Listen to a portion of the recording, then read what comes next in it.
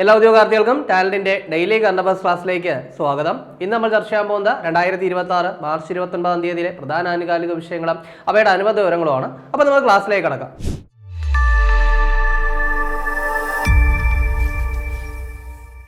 അപ്പോൾ 2026 നടക്കാനിരിക്കുന്ന ഏറ്റവും പ്രധാനപ്പെട്ട എക്സാം CPO ആണ്. അപ്പോൾ CPOയുടെ ഡേറ്റ് ഒക്കെ അനൗൺസ് ചെയ്ത് കഴിഞ്ഞു. അപ്പോൾ ഇതിൽ ഏറ്റവും പ്രധാനപ്പെട്ട ഒരു ഘടകം എന്ന് പറയുന്നത് സ്പെഷ്യൽ ടോപ്പിക് ആണ് അല്ലേ. അപ്പോൾ CPOയുടെ സ്പെഷ്യൽ ടോപ്പിക് ഈസി ആയിട്ട് പഠിച്ചെടുക്കാൻ നിങ്ങളെ ഹെൽപ്പ് ചെയ്യുന്നതിന് വേണ്ടിയിട്ട് ടാലന്റ് ഒരു CPO special topic record course start ചെയ്തിട്ടുണ്ട്. ഇപ്പോൾ വെറും 399 രൂപയാണ് ഇതിന്റെ വില വരുന്നത്. ദെൻ സിലബസ് ഫുള്ളായിട്ട് കവർ ചെയ്യുന്നു. 200 മണിക്കൂറിലുള്ള റെക്കോർഡ് ക്ലാസ് പ്രൊവൈഡ് ചെയ്യുന്നു. ദെൻ ഇതിന്റെ ഭാഗമായിട്ട് ഞങ്ങൾ കറണ്ട് അഫയേഴ്സ് തരുന്നുണ്ട്, അതുപോലെ മോഡൽ എക്സാമുകൾ തരുന്നുണ്ട്, ദെൻ ടോപ്പിക് വൈസ് എക്സാമുകൾ തരുന്നുണ്ട്, ദെൻ മെന്റർ സപ്പോർട്ടൊക്കെ പ്രൊവൈഡ് ചെയ്യുന്നുണ്ട്. അപ്പോൾ ഇപ്പോൾ തന്നെ പർച്ചേസ് ചെയ്യുക. 399 ആണ് ഇതിന്റെ റേറ്റ് എന്ന് പറയുന്നത്. ഇതുമായിട്ട് ബന്ധപ്പെട്ട കൂടുതൽ വിവരങ്ങൾക്ക് ഡിസ്ക്രിപ്ഷനിൽ നോക്കിയാൽ മതിയാവും, അവിടെ ലിങ്ക് ഉണ്ടാവും.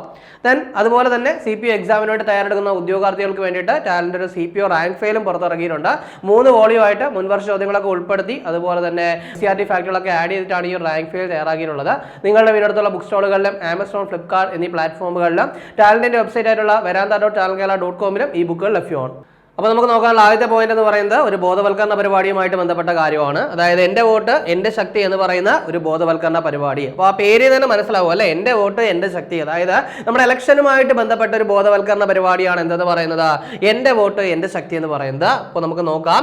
സംസ്ഥാന നിയമ സേവന അതോറിറ്റി, തെരഞ്ഞെടുപ്പ് കമ്മീഷൻ, ജനമൈത്രി പോലീസ് എന്നിവര് സംയുക്തമായിട്ട് യുവാക്കളിൽ വോട്ടിംഗ് ശതമാനം വർദ്ധിപ്പിക്കുന്നതിനായിട്ട് ആരംഭിച്ച ബോധവൽക്കരണ പരിപാടി. ഇപ്പോൾ ഇലക്ഷനൊക്കെ വരുന്ന സമയത്ത് പൊതുവായിട്ട് ആൾക്കാർ പറയുന്ന കുറെ ആൾക്കാർ, അതായത് നിഷ്പക്ഷമായിട്ട് നിൽക്കുന്ന കുറെ ആൾക്കാർ പറയുന്ന കാര്യമാണ്, എന്താണ് ആര് ഭരിച്ചാലും നമുക്ക് എന്താ, നമ്മൾ ജോലിക്ക് പോയാൽ നമുക്കുള്ളതുണ്ട്, ഇങ്ങനൊരു മൈൻഡ് സെറ്റ് കുറെ ആൾക്കാരിലുണ്ട്. പക്ഷേ ഈ പറയുന്ന വോട്ടവകാശം എന്ന് പറയുന്നത് ഒരു ഇന്ത്യൻ പൗരന് അല്ലെങ്കിൽ ഒരു പൗരന് കിട്ടാവുന്ന ഏറ്റവും പ്രാഥമികമായ ഏറ്റവും പ്രധാനപ്പെട്ട ഒരു അവകാശമാണ്. അത് എല്ലാവരും വിനിയോഗിക്കുക തന്നെ വേണം, പ്രത്യേകിച്ച് യുവാക്കൾ. കാരണം ഈ ഒരു രാജ്യത്ത് ഏറ്റവും കൂടുതൽ ചെയ്യാൻ പറ്റുന്നത്, ഈ ഒരു കാര്യത്തിൽ ഏറ്റവും നല്ല സംഭാവന നൽകാൻ പറ്റുന്ന യുവാക്കൾക്കാണ്. സോ അവരവരുടെ എന്ത് ചെയ്യുക, അവകാശം വിനിയോഗിക്കുക എന്നുള്ളതാണ് ഏറ്റവും പ്രധാനപ്പെട്ട കർത്തവ്യം. സോ അത്തരത്തിൽ യുവാക്കളിൽ വോട്ടിംഗ് ശതമാനം വർദ്ധിപ്പിക്കുന്നതിനായിട്ട് കുറച്ച് ആൾക്കാർ ചേർന്ന് തുടങ്ങിയ ഒരു എന്താണ് ബോധവൽക്കരണ പരിപാടിയാണ് എന്തെന്ന് പറയുന്നത് എൻ്റെ വോട്ട് എൻ്റെ ശക്തി. അതായത് നമ്മുടെ നിയമസേവന അതോറിറ്റി, അതേപോലെ തെരഞ്ഞെടുപ്പ് കമ്മീഷൻ, ജനമൈത്രി പോലീസ്, ഇവർ എല്ലാവരും കൂടി സംയുക്തമായിട്ടാണ് ഈ ഒരു ബോധവൽക്കരണ പരിപാടി തുടങ്ങിയിട്ടുള്ളത്. അപ്പോൾ അത് കൃത്യമായിട്ടൊന്ന് ഓർത്തു വയ്ക്കുക. അവിടെ നമുക്ക് നോക്കാനുള്ളത് ഒരു അവാർഡുമായിട്ട് ബന്ധപ്പെട്ട കാര്യമാണ്. അതായത് 2025 നാഷണൽ ബുക്ക് ക്രിട്ടിക് സർക്കിൾ അവാർഡിൽ ഫിക്ഷൻ വിഭാഗത്തിൽ പുരസ്കാരം നേടിയത് ആരാണ്? അപ്പോൾ അമേരിക്കയിലെ ഒരു പുരസ്കാരമാണ് ഈ പറയുന്ന National book critic Circle Award എന്ന് പറയുന്നത്. അപ്പോൾ അതിലെ ഫിക്ഷൻ വിഭാഗത്തിൽ പുരസ്കാരം നേടിയത് ആരാണെന്ന് ചോദിച്ചു കഴിഞ്ഞാൽ ഹാൻ കാങ് ആണെന്നുള്ള കാര്യം എന്ത് ചെയ്യുക, ഒന്ന് ഓർത്ത് വയ്ക്കുക. അപ്പോൾ ഈ പറയുന്ന ഹാൻ കാങ്ങിനെ നമുക്ക് എല്ലാവർക്കും അറിയാവുന്നതാണ് അല്ലേ. അതായത് 2024 സാഹിത്യ നൊബേൽ നേടിയത് ഈ പറയുന്ന ഹാൻ കാങ് ആണ്. ദക്ഷിണ കൊറിയൻ എഴുത്തുകാരിയാണ്. നമ്മൾ ഇതൊക്കെ എന്ത് ചെയ്തു, അന്ന് ചർച്ച ചെയ്ത കാര്യമാണ്. അപ്പോൾ അതേ ഹാൻ കാങ്ങിന് തന്നെയാണ് 2025 നാഷണൽ ബുക്ക് ക്രിട്ടിക് സർക്കിൾ അവാർഡിൽ ഫിക്ഷൻ വിഭാഗത്തിൽ പുരസ്കാരം കിട്ടിയത് എന്നുള്ള കാര്യം കൃത്യമായിട്ടൊന്ന് ഓർത്ത് വെച്ചേക്കുക. ഇനി അതുപോലെ തന്നെ വി ഡു നോട്ട് പാർട്ട് എന്ന് പറയുന്ന പുസ്തകത്തിനാണ് അവാർഡ് കിട്ടിയെന്നുള്ള കാര്യം കൂടി ഓർക്കുക. പക്ഷേ ഇവിടെ നമുക്ക് ഏറ്റവും പ്രധാനമായിട്ട് ആവശ്യമുള്ള ഒരു അവാർഡുണ്ട്. അതായത് ഇവിടെ പറഞ്ഞത് ഫിക്ഷൻ എന്ന് പറയുന്ന കാറ്റഗറിയാണ്. പക്ഷേ ഓട്ടോബയോഗ്രഫി അഥവാ ആത്മകഥ എന്ന് പറയുന്ന കാറ്റഗറിയിൽ അവാർഡ് കിട്ടിയത് നമുക്ക് എല്ലാവർക്കും അറിയാമെന്നുള്ളൊരു വ്യക്തിയാണ്. അതായത് അരുന്ധതി റോയ്ക്കാണ് ആത്മകഥ അല്ലെങ്കിൽ ഓട്ടോബയോഗ്രഫി എന്ന് പറയുന്ന കാറ്റഗറിയിൽ അവാർഡ് കിട്ടിയത്. ദെൻ ഈ പറയുന്ന അരുന്ധതി റോയുടെ ഏത് ഓട്ടോബയോഗ്രഫിക്ക് ആണെന്ന് ചോദിച്ചു കഴിഞ്ഞാൽ Mother Mary comes to me, നമ്മൾ ചർച്ച ചെയ്താണ് അല്ലേ. Mother Mary comes to me എന്ന് പറയുന്ന പുസ്തകത്തിന് എന്ത് ചെയ്തിട്ടുണ്ടായിരുന്നു, ഓട്ടോബയോഗ്രഫി എന്ന് പറയുന്ന കാറ്റഗറിയിൽ നമ്മുടെ അരുന്ധതി റോയ്ക്കും ഈ ഒരു അവാർഡ് കിട്ടിയിട്ടുണ്ടായിരുന്നു. അപ്പോൾ അതുകൂടെ ഒന്ന് കൃത്യമായിട്ട് പഠിച്ചു വയ്ക്കുക. ദെൻ അടുത്ത് നമുക്ക് നോക്കാനുള്ളത്, നമുക്ക് ലോജിക്കലായിട്ട് നമുക്ക് എളുപ്പം കിട്ടുന്ന ഒരു കാര്യമാണ്. അതായത് ഇതിനു മുൻപ് നമ്മൾ പറഞ്ഞിട്ടുള്ളൊരു കാര്യവുമായിട്ട് കണക്ട് ചെയ്ത് വരുന്ന കാര്യമാണ്. അപ്പോൾ നമുക്ക് എന്തായാലും പോയിന്റ് നോക്കാം. അതായത് സാറ്റലൈറ്റ് മോണിറ്ററിങ്ങിനായിട്ട് ടെൻഡർ നൽകുന്ന ആദ്യ സംസ്ഥാനം ഏതാണ്? അപ്പോൾ എന്താ പറഞ്ഞേ, സാറ്റലൈറ്റ് മോണിറ്ററിങ്ങിനായിട്ട് ടെൻഡർ നൽകുന്ന ആദ്യ സംസ്ഥാനം ഏതാണ്? അസം ആണ്. അപ്പോൾ നമ്മൾ ഓൾറെഡി തന്നെ പറഞ്ഞിട്ടുണ്ടായിരുന്നു, അതായത് സ്വന്തമായിട്ട് സാറ്റലൈറ്റ് ഡെവലപ്പ് ചെയ്യുന്ന ആദ്യത്തെ ഇന്ത്യൻ സ്റ്റേറ്റ് എന്ന് പറയുന്നത് ഏതാണ്? അസം ആണ് അല്ലേ. നമ്മൾ മുൻപ് ചർച്ച ചെയ്തതാണ്. അതായത് അവരുടെ ബജറ്റിൽ തന്നെ അവർ പരാമർശിച്ച ഒരു കാര്യമാണ്, അവർക്ക് വേണ്ടിയിട്ട് അവരുടെ സാറ്റലൈറ്റ് ഡെവലപ്പ് ചെയ്യുന്നു. പ്രത്യേകിച്ച് കൃഷി, അതുപോലെ തന്നെ അടിസ്ഥാന സൗകര്യങ്ങളുടെ വികസനം, ദുരന്ത നിവാരണം തുടങ്ങിയ കാര്യങ്ങൾക്ക് വേണ്ടിയിട്ടാണ് അസം എന്ത് ചെയ്യുന്നത്, അസം സാറ്റ് എന്ന് പറയുന്ന ഒരു സാറ്റലൈറ്റ് ഡെവലപ്പ് ചെയ്യുന്നു എന്നുള്ള കാര്യം നമ്മൾ പറഞ്ഞു കഴിഞ്ഞതാണ്. അപ്പോൾ ഇവിടെ നമ്മൾ പറഞ്ഞ ഇതാണ്, സാറ്റലൈറ്റ് മോണിറ്ററിങ്ങിനായിട്ട് ടെൻഡർ നൽകുന്ന ആദ്യ സംസ്ഥാനം അസമാണ്. അപ്പോൾ ആ ഒരു കാര്യം അറിയാമെങ്കിൽ ഈ ഒരു കാര്യം നമുക്ക് എന്ത് ചെയ്യാൻ പറ്റും, കണക്ട് ചെയ്യാൻ പറ്റുന്ന കാര്യമല്ലേ. അപ്പോൾ അത് കൃത്യമായിട്ടൊന്ന് പഠിക്കാനായിട്ട് ശ്രമിക്കുക. ഇനി അടുത്ത് നമുക്ക് നോക്കാനുള്ള പോയിന്റ് ഓൾറെഡി ഉള്ളൊരു കാര്യം തന്നെയാണ്. അപ്പോൾ അതിൽ കുറച്ച് അപ്ഡേഷനും അപ്ഗ്രേഡും ഒക്കെ ചെയ്ത് പുതുതായിട്ട് എന്ത് ചെയ്തിരിക്കുന്നു, ഒരു വെബ്സൈറ്റ് ഒന്ന് ഡെവലപ്പ് ചെയ്ത് ഇറക്കിയിരിക്കുകയാണ്. അതായത് നമ്മൾ പറയുന്നത് സജേദിനെ പറ്റിയാണ്, ഓൾറെഡി ഉള്ളതാണ്. ഇപ്പോൾ ചെറിയൊരു അപ്ഡേഷൻ ഒക്കെ ചെയ്ത് ആ വെബ്സൈറ്റ് എന്ത് ചെയ്തു, ഒന്നുകൂടെ ഒന്ന് റിലീസ് ചെയ്തു. അപ്പോൾ അതുകൊണ്ട് നമ്മൾ ചർച്ച ചെയ്യുന്നത് മാത്രം. അതായത് അനധികൃതമായിട്ട് നിക്ഷേപങ്ങൾ സ്വീകരിക്കുന്ന കമ്പനികളെയും സ്ഥാപനങ്ങളെയും കുറിച്ച് പരാതി നൽകാനും വിവരങ്ങൾ അറിയാനുമായിട്ട് RBI ആരംഭിച്ച വെബ്സൈറ്റ്. അപ്പോൾ എന്താ പറഞ്ഞേ, RBI ആരംഭിച്ച ഒരു വെബ്സൈറ്റ് ആണ്. എന്താ അതിന്റെ പേര്, സജേദ് അല്ലെ. അപ്പൊ എന്തിനു വേണ്ടിയിട്ടാണെന്ന് ചോദിച്ചു കഴിഞ്ഞാൽ അനധികൃതമായിട്ട് നിക്ഷേപങ്ങൾ സ്വീകരിക്കുന്ന കമ്പനികളെയും സ്ഥാപനങ്ങളെയും കുറിച്ച് പരാതി നൽകാനും വിവരങ്ങൾ അറിയാനുമായിട്ടാണ് എന്ത് ചെയ്തിരിക്കുന്നത്, RBI ഇത്തരത്തിലൊരു വെബ്സൈറ്റ് ആരംഭിച്ചിരിക്കുന്നത്. ഇനി അടുത്ത് നമുക്ക് നോക്കാനുള്ളത് ഇപ്പോൾ ഏറ്റവും റിലവൻ്റ് ആയിട്ടുള്ള ഒരു കാര്യം. നമുക്കറിയാം ഇപ്പോൾ ഏറ്റവും കൂടുതൽ ക്ഷാമമുള്ളത് LPGക്കാണ് അല്ലേ. അപ്പോൾ നമ്മുടെ ഗ്യാസിനൊക്കെ ക്ഷാമമുള്ളൊരു കാലമാണ്. സോ ഇവിടെ എന്ത് ചെയ്തിരിക്കുന്നു, ഇന്ത്യയിലെ ആദ്യത്തെ LPG ATM സർവീസ് ആരംഭിച്ചിരിക്കുകയാണ്. അപ്പോൾ എന്താ പറഞ്ഞേ, ഇന്ത്യയിലെ ആദ്യത്തെ LPG ATM സർവീസ് ആരംഭിച്ചത് എവിടെയാണ്, ഗുരുഗ്രാം. എവിടെയാണ്, ഗുരുഗ്രാമിലാണ്. അപ്പോൾ കൃത്യമായിട്ട് പഠിക്കുക, ഇന്ത്യയിലെ ആദ്യത്തെ LPG ATM സർവീസ് ആരംഭിച്ചത് എവിടെയാണ്, ഗുരുഗ്രാമിലാണ്. കാര്യമായിട്ട് തന്നെ പഠിച്ചു വയ്ക്കുക. ഇനി ഇത് ആരംഭിച്ചത് ആരുടെ നേതൃത്വത്തിലാണ്, അപ്പൊ അത് വളരെ പ്രധാനപ്പെട്ട ഒരു കാര്യമാണ്. അതായത് ഭാരത് പെട്രോളിയം കോർപ്പറേഷൻ ലിമിറ്റഡിന്റെ അണ്ടറിലാണ് എന്ത് ചെയ്തത്, ഇത് ആരംഭിച്ചത്. സോ അതുകൂടെ ഓർത്തു വയ്ക്കുക. ഇപ്പൊ ഏറ്റവും പ്രധാനപ്പെട്ട കാര്യം എന്താണ്, ഇന്ത്യയിലെ ആദ്യത്തെ LPG ATM സർവീസ് എവിടെയാണെന്ന് ചോദിച്ചു കഴിഞ്ഞാൽ ഗുരുഗ്രാമിലാണ്. ഇനി അടുത്തത് G7 ബന്ധപ്പെട്ട കാര്യമാണ്. നമുക്കറിയാം G7 ബന്ധപ്പെട്ട കാര്യങ്ങളൊക്കെ ഓൾറെഡി തന്നെ നമ്മൾ പറഞ്ഞിട്ടുള്ളതാണ്. G7 എന്ന് പറയുന്ന കൂട്ടായ്മയിൽ 7 രാജ്യങ്ങളാണ് അംഗമായിട്ടുള്ളത്. ഇതിനു മുൻപ് റഷ്യ അംഗമായിരുന്നു, അപ്പോൾ G8 എന്നായിരുന്നു. പക്ഷേ എന്താണ്, പിന്നീട് 2014 എന്ത് ചെയ്തു, റഷ്യയെ എന്ത് ചെയ്തു, പുറത്താക്കുകയൊക്കെ ചെയ്തു. അതൊക്കെ എന്താണ്, നമ്മൾ ഹിസ്റ്ററിയിലൊക്കെ പഠിക്കുന്ന കാര്യങ്ങളാണ്. പക്ഷേ നമുക്ക് ഇവിടെ പഠിക്കേണ്ട ഒരു കാര്യം എന്ന് പറയുന്നത്, നരേന്ദ്രമോദി 52ാമത് G7 ഉച്ചകോടിയിൽ പങ്കെടുക്കും. അപ്പോൾ എന്താ പറഞ്ഞേ, നരേന്ദ്രമോദി 52ാമത് G7 ഉച്ചകോടിയിൽ പങ്കെടുക്കും. 52ാമത് G7 എന്ന് പറയുമ്പോൾ 2026 G7 എവിടെ വെച്ചാണ് നടക്കുക, ഫ്രാൻസിൽ വെച്ചാണ് നടക്കുക. അപ്പോൾ 52ാമത് G7 ഉച്ചകോടി നടക്കുന്നത് ഫ്രാൻസിൽ വെച്ചാണ്. അതിൽ എന്ത് ചെയ്യുന്നു, നമ്മുടെ പ്രധാനമന്ത്രി പങ്കെടുക്കുന്നു. ശരിക്കും പറഞ്ഞാൽ ഇന്ത്യ G7 മെമ്പർ ആണോ, അല്ല. ഇന്ത്യ G7 ഒരു അംഗമേ അല്ല.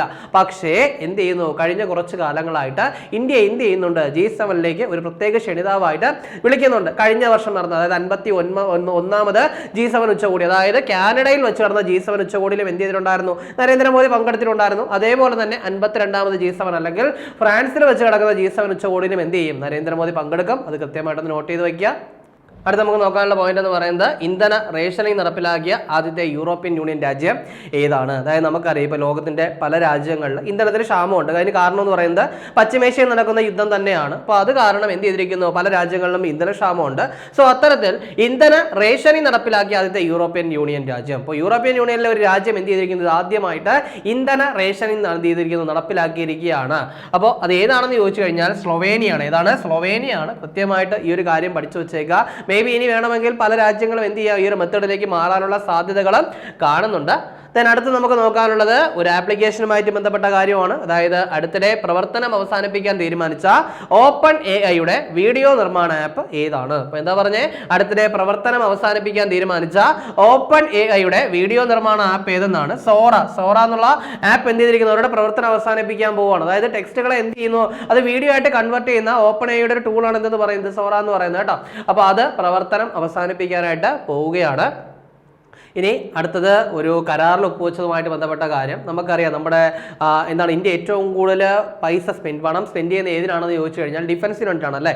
അപ്പോൾ അത്തരത്തിൽ റഷ്യയിൽ നിന്നും തുംഗസ്ക മിസൈൽ സംവിധാനം വാങ്ങുന്നതിനായിട്ടുള്ള കരാറിൽ ഇന്ത്യ എന്ത് ചെയ്തിരിക്കുന്നു, ഒപ്പുവെച്ചിരിക്കുകയാണ്. അപ്പോൾ എന്താ പറഞ്ഞേ, റഷ്യയിൽ നിന്നും തുംഗസ്ക മിസൈൽ സംവിധാനം വാങ്ങുന്നതിനായിട്ടുള്ള കരാറിൽ ഇന്ത്യ ഒപ്പുവെച്ചിരിക്കുകയാണ്. അപ്പോൾ ഈ ഒരു തുംഗസ്ക എന്ന് പറയുന്ന മിസൈൽ സംവിധാനം ഡെവലപ്പ് ചെയ്തത് റഷ്യയാണ്. അപ്പോൾ താഴ്ന്നു പറക്കുന്ന ഹെലികോപ്റ്ററുകൾ, അതുപോലെ തന്നെ ഡ്രോണുകൾ തുടങ്ങിയ സംവിധാനങ്ങളൊക്കെ തന്നെ തകർക്കാനായിട്ട് കൽപ്പുള്ള ഒരു മിസൈൽ സംവിധാനമാണ് എന്തെന്ന് പറയുന്നത്, തുംഗസ്ക എന്ന് പറയുന്നത്. അപ്പോൾ അതിന്റെ കരാറിൽ ഇന്ത്യ റഷ്യയുമായിട്ട് ഒപ്പുവെച്ചിരിക്കുകയാണ്. അപ്പോൾ അത് കൃത്യമായിട്ട് പഠിക്കുക. May be question ഇങ്ങനെയാവാം, Tunguska missile കരാറിൽ ഒപ്പുവെച്ച രാജ്യങ്ങൾ ഏതൊക്കെയാണ് എന്ന് ചോദിച്ചു കഴിഞ്ഞാൽ റഷ്യയും ഇന്ത്യയുമാണ് എന്നുള്ള കാര്യം ഒന്ന് പഠിക്കുക. അടുത്ത നമുക്ക് നോക്കാനുള്ള പോയിന്റ് ഒരു വേദിയുമായിട്ട് ബന്ധപ്പെട്ട കാര്യമാണ്. അതായത് 2027 കോമൺവെൽത്ത് യൂത്ത് ഗെയിംസിന് ആതിഥേയത്വം വഹിക്കുന്ന രാജ്യം ഏതെന്നാണ്. അപ്പോൾ നമുക്കറിയാം കോമൺവെൽത്ത് ഗെയിംസ് നമുക്ക് അറിയാവുന്നൊരു കാര്യമാണ് അല്ലേ. ഇപ്പോൾ 2026 ഇപ്പോൾ കോമൺവെൽത്ത് ഗെയിംസ് നടക്കാൻ പോവുകയാണ്.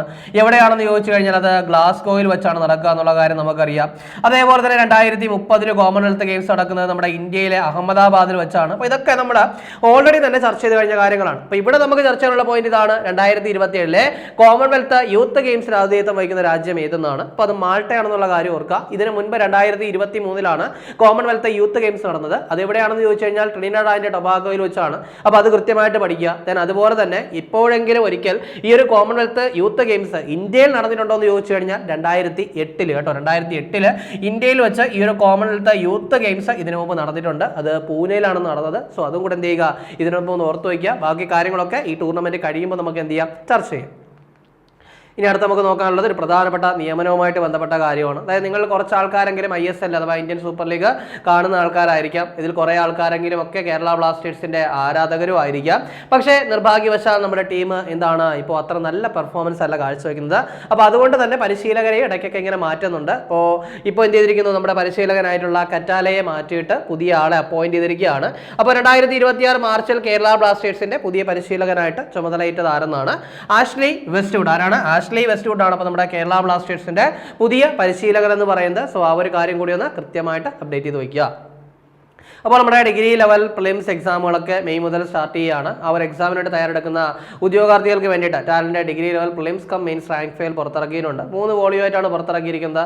മുൻവർഷ ചോദ്യങ്ങളും SCRT ഫാക്റ്റുകളും ഒക്കെ ഇതിൽ ഇൻക്ലൂഡഡ് ആണ്. ദെൻ നിങ്ങളുടെ വീടടുത്തുള്ള ബുക്ക് സ്റ്റോളുകളിലും ആമസോൺ, ഫ്ലിപ്കാർട്ട് എന്നീ പ്ലാറ്റ്ഫോമുകളിലും ടാലന്റിന്റെ വെബ്സൈറ്റ് ആയിട്ടുള്ള verandarottalgala.com ഈ ബുക്ക് ലഭ്യമാണ്. ഇനി നമുക്ക് ചർച്ച ചെയ്ത പോലുള്ള ഒന്നുകൂടി നോക്കാം. ആദ്യം നമ്മൾ പറഞ്ഞ പോയിന്റ് ഒരു ബോധവൽക്കരണ പരിപാടിയാണ്. അതായത് എൻ്റെ വോട്ട് എൻ്റെ ശക്തി എന്ന് പറയുന്ന ബോധവൽക്കരണ പരിപാടി. അതായത് സംസ്ഥാന നിയമസേവന അതോറിറ്റി, തെരഞ്ഞെടുപ്പ് കമ്മീഷൻ, ജനമൈത്രി പോലീസ് എന്നിവരെ സംയുക്തമായിട്ട് യുവാക്കളിൽ വോട്ടിംഗ് ശതമാനം വർദ്ധിപ്പിക്കുന്നതിനായിട്ട് ആരംഭിച്ചൊരു ബോധവൽക്കരണ പരിപാടിയാണ് ഈ പറയുന്ന എൻ്റെ വോട്ട് എൻ്റെ ശക്തി എന്ന് പറയുന്നത്. ദെൻ അതിനുശേഷം പറഞ്ഞതൊരു അവാർഡുമായിട്ട് ബന്ധപ്പെട്ട കാര്യം. അതായത് നാഷണൽ ബുക്ക് ക്രിട്ടിക് സർക്കിൾ അവാർഡിൽ ഫിക്ഷൻ വിഭാഗത്തിൽ പുരസ്കാരം നേടിയത് ഹാൻഗാങ് ആണ് കാര്യം നമ്മൾ പറഞ്ഞിട്ടുണ്ടായിരുന്നു. ദെൻ അതുപോലെ തന്നെ ഈ ഒരു അവാർഡിൽ എന്ത് ചെയ്തിട്ടുണ്ടായിരുന്നു, ഓട്ടോബയോഗ്രഫി എന്ന് പറയുന്ന കാറ്റഗറിയിൽ അരുന്ധതി റോയ്ക്കും അവാർഡ് കിട്ടിയിട്ടുണ്ടായിരുന്നു. ദെൻ അതിനുശേഷം പറഞ്ഞത് സാറ്റലൈറ്റ് മോണിറ്ററിങ്ങിനായിട്ട് ടെൻഡർ നൽകുന്ന ആദ്യ സംസ്ഥാനം ഏതാണെന്ന് പറഞ്ഞു. അസം ആണെന്നുള്ള കാര്യം ഒന്ന് പഠിച്ചു വെച്ചേക്കുക. നമുക്കറിയാം സ്വന്തമായിട്ട് സാറ്റലൈറ്റ് ഡെവലപ്പ് ചെയ്യുന്ന ആദ്യ ഇന്ത്യൻ സംസ്ഥാനം ഏത് തന്നെയാണ്? അസമാണ്. അസം സാറ്റാണ് ഉപഗ്രഹം എന്ന് പറയുന്നത്. അതിനുശേഷം നമ്മൾ പറഞ്ഞത് സജേത് എന്ന് പറയുന്ന വെബ്സൈറ്റിനെ പറ്റിയാണ്. അതായത് RBI പുറത്തിറക്കുക RBI ആരംഭിച്ച വെബ്സൈറ്റ് ആണ്. അതായത് അനധികൃതമായിട്ട് നിക്ഷേപങ്ങൾ സ്വീകരിക്കുന്ന കമ്പനികളെയും സ്ഥാപനങ്ങളെയും കുറിച്ച് പരാതി നൽകാനും വിവരങ്ങൾ അറിയാനുമായിട്ടാണ് ഈ ഒരു വെബ്സൈറ്റ് ആരംഭിച്ചത്. അതിനുശേഷം ഇന്ത്യയിലെ ആദ്യത്തെ LPG ATM സർവീസ് ആരംഭിച്ചത് എവിടെയാണെന്ന് പറഞ്ഞു? ഗുരുഗ്രാമിലാണ്. അതിനുശേഷം നമ്മൾ പറഞ്ഞത് G7 ഉച്ചകോടിയുമായി ബന്ധപ്പെട്ട കാര്യം. 2026 അല്ലെങ്കിൽ 52ാമത് G7 ഉച്ചകോടി ഫ്രാൻസിൽ വെച്ച് നടക്കുകയാണ്. അതിൽ എന്ത് ചെയ്യുന്നു? നരേന്ദ്രമോദി പങ്കെടുക്കും. അതിനുശേഷം പറഞ്ഞു ഇന്ധന റേഷനിങ് നടപ്പിലാക്കിയ ആദ്യത്തെ യൂറോപ്യൻ യൂണിയൻ രാജ്യം ഏതാണെന്ന് ചോദിച്ചു കഴിഞ്ഞാൽ സ്ലൊവേനിയാണ്. അതിനുശേഷം പറഞ്ഞ പോയിന്റ് സൗറ എന്ന് പറയുന്ന ഓപ്പൺ എയുടെ വീഡിയോ നിർമ്മാണ ആപ്പ് പ്രവർത്തനം അവസാനിപ്പിക്കുകയാണ്. സോ അതുകൂടെ ഓർത്ത് വയ്ക്കുക. അതിനുശേഷം നമ്മൾ എന്ത് ചെയ്യുന്നു? തുങ്കസ്ക എന്ന് പറയുന്ന മിസൈൽ സംവിധാനം വാങ്ങാനുള്ള കരാറിൽ ഇന്ത്യ ഒപ്പുവെച്ചിരിക്കുകയാണ്. അതായത് റഷ്യയിൽ നിന്നാണ് എന്ത് ചെയ്തിരിക്കുന്നത്? ഇന്ത്യ ഈ ഒരു മിസൈൽ വാങ്ങുന്നതിനുള്ള കരാർ ഒപ്പുവെച്ചിരിക്കുന്നത്. അപ്പോൾ അതൊന്ന് പഠിച്ചു വയ്ക്കുക. അതിനുശേഷം ഒരു വേദി പറഞ്ഞു. 2027 കോമൺവെൽത്ത് യൂത്ത് ഗെയിംസിന്റെ വേദി എവിടെയാണ്? മാൾട്ടയാണ്. അതിനുശേഷം കേരള ബ്ലാസ്റ്റേഴ്സിന്റെ പുതിയ പരിശീലകനെ പരിചയപ്പെട്ടു. എന്താണ് പേര്? ആഷ്ലി വെസ്റ്റ്വുഡ് ആണ്. സോ അതും കൂടെ കൃത്യമായിട്ട് പഠിക്കുക. ഇനി കഴിഞ്ഞ ക്ലാസ്സുമായി ബന്ധപ്പെട്ട 2 ചോദ്യങ്ങൾ നൽകുകയാണ്. അതിന് ഉത്തരം കൂടി കമന്റ് ചെയ്യുക. ആദ്യത്തെ ചോദ്യം, 2026 മാർച്ചിൽ ദേശീയ പിന്നോക്ക വിഭാഗ കമ്മീഷന്റെ പുതിയ അധ്യക്ഷനായി നിയമിക്കപ്പെട്ടത് ആര് എന്നാണ്. അപ്പോൾ വിജയ് രഹത്കൽ, സാധ്വി നിരഞ്ജൻ ജ്യോതി, രേഖ ശർമ്മ, മമത ശർമ്മ. അപ്പോൾ ഇതിന് ശരി ഉത്തരം കമന്റ് ചെയ്യുക. രണ്ടാമത്തെ ചോദ്യം, 2026 മാർച്ചിൽ UK-യിലെ അടുത്ത ഇന്ത്യൻ ഹൈക്കമ്മീഷണറായിട്ട് നിയമിതനായത് ആരെന്നാണ്. അപ്പോൾ വിക്രം ദൊരൈസ്വാമി, വിനയ് കുമാർ കത്ര, പെരിയസ്വാമി കുമാരൻ, നവീൻ ശ്രീവാസ്തവ. ശരി ഉത്തരം കമന്റ് ചെയ്യുക. ഇനി കഴിഞ്ഞ ക്ലാസ് നൽകിയിരുന്ന 2 ചോദ്യങ്ങളുടെ ഉത്തരം കൂടി നോക്കാം. ആദ്യത്തെ ചോദ്യം എന്ന് പറയുന്നത് ഭീം പേയ്മെന്റ്സ് ആപ്പിന്റെ പുതിയ ബ്രാൻഡ് അംബാസിഡർ ആരെന്നാണ്. അപ്പോൾ ഇതിന്റെ റൈറ്റ് ആൻസർ എന്ന് പറയുന്നത് MS ധോണിയാണ്. അപ്പോൾ ഈ പറയുന്ന MS ധോണിയെ അറിയാത്തതായിട്ട് ആരും ഇല്ല അല്ലേ. ഈ പറയുന്ന നമ്മുടെ T20 വേൾഡ് കപ്പ്, ഏകദിന ലോകകപ്പ്, ICC ചാമ്പ്യൻസ് ട്രോഫി ഇതൊക്കെ നേടിയ ഏക ക്യാപ്റ്റനാണ് ആരെന്ന് പറയുന്നത്? മഹേന്ദ്ര സിംഗ് ധോണി. IPL ഏറ്റവും കൂടുതൽ മത്സരം കളിച്ചത് മഹേന്ദ്ര സിംഗ് ധോണിയാണ്. അതുപോലെ തന്നെ ഇദ്ദേഹം എന്ത് ചെയ്തിട്ടുണ്ടായിരുന്നു? SBIയുടെ ബ്രാൻഡ് അംബാസിഡർ ആയിട്ട് അപ്പോയിന്റ് ആയിട്ടുണ്ടായിരുന്നു. അത് PSC ചോദിച്ചതുമാണ് കേട്ടോ. രണ്ടാമത്തെ ചോദ്യം, കരുണ ദി പവർ ഓഫ് കമ്പാഷൻ എന്ന് പറയുന്ന പുസ്തകം രചിച്ചത് ആര് എന്നുള്ളതാണ്. ഇതിന്റെ റൈറ്റ് ആൻസർ കൈലാഷ് സത്യാർത്ഥിയാണ്. അപ്പോൾ ഇദ്ദേഹം എന്ന് പറയുന്നത് 2014 സമാധാന നൊബേൽ ജേതാവാണ്. അത് മലാല യൂസഫ്സായിക്കൊപ്പമാണ് സമാധാന നൊബേൽ നേടിയത്. ഇദ്ദേഹത്തിന്റെ ആത്മകഥ റീസെന്റ് ആയിട്ട് നമ്മൾ പഠിച്ചിട്ടുണ്ടായിരുന്നു. എന്താണ്? ദിയാസ് ലായി എന്നാണ് അദ്ദേഹത്തിന്റെ ആത്മകഥയുടെ പേര്. അതുപോലെ തന്നെ ബച്പൻ ബച്ചാവോ ആന്തോളൻ എന്ന് പറയുന്ന പ്രസ്ഥാനത്തിന് തുടക്കം കുറിച്ചതും ആര് തന്നെയാണ്? കൈലാഷ് സത്യാർത്ഥി തന്നെയാണ്. ഇത്രയും കാര്യങ്ങളൊന്ന് ബേസിക് ആയിട്ട് ഓർത്ത് വെച്ചേക്കുക. അപ്പോൾ നമ്മളിന്ന് ചർച്ച ചെയ്ത പോയിന്റുകളും ചോദ്യങ്ങളും ഉത്തരങ്ങളും ഒക്കെ മനസ്സിലായെന്ന് വിചാരിക്കുന്നു. വളരെ കാര്യമായിട്ട് നല്ലതുപോലെ തന്നെ ഡെയിലി കറണ്ട് അഫയേഴ്സ് അപ്ഡേറ്റ് ചെയ്ത് പോവുക. നല്ലപോലെ വർക്ക് ചെയ്യുക. എത്രയും പെട്ടെന്ന് ഒരു ജോലി നേടിയെടുക്കുക. 2026 മാർച്ച് 29 തീയതിയിലെ പ്രധാന ആനുകാലിക വിഷയങ്ങളും അവയുടെ അനുബന്ധ വിവരങ്ങളുമാണ് നമ്മൾ ചർച്ച ചെയ്ത് കഴിഞ്ഞത്. അപ്പോൾ ഈ ചർച്ച ചെയ്ത പോയിന്റുകളൊക്കെ മനസ്സിലായെന്ന് വിചാരിക്കുന്നു. മറ്റൊരു ക്ലാസ്സുമായി നമുക്ക് അടുത്ത ദിവസം കാണാം.